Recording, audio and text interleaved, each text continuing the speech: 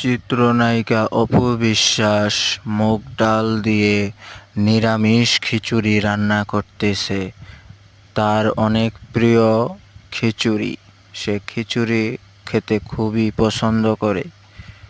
দারচিনি, পেঁয়াজ, রসুন, তেজপাতা, মুগ ডাল আরও অনেক কিছু দিয়ে সে নিরামিষ খিচুড়ি রান্না করতেছে।